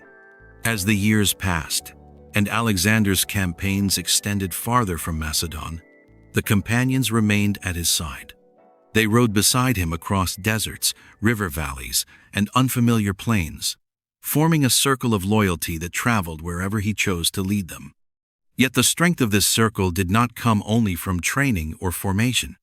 It came from something quieter that had begun long before their first campaign together, in shared meals, shared journeys, and shared memories that connected them as companions as well as soldiers. The strength of Alexander's cavalry did not come only from training, discipline, or the careful movement of horses across the battlefield. It came from something older and quieter that had begun years before his campaigns carried him beyond the mountains of Macedon. It came from friendship. The men who rode beside Alexander had grown up together within the same royal household. They had cared for the same horses, practiced the same exercises, and followed the same routines as boys learned how to serve their king. By the time they followed him across Asia, they were no longer simply companions in name. They were companions in memory. Shared memory has its own strength. It allows people to move together without needing many words. It allows decisions to be understood quickly, even in uncertain moments. And on long journeys across unfamiliar landscapes, it creates a sense of continuity that makes distance easier to cross. Horses made this continuously visible.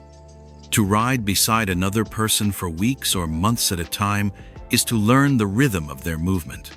Riders notice how their companions guide their animals across uneven ground. They learn how quickly they respond to signals. They become familiar with the habits that shape how each individual travels.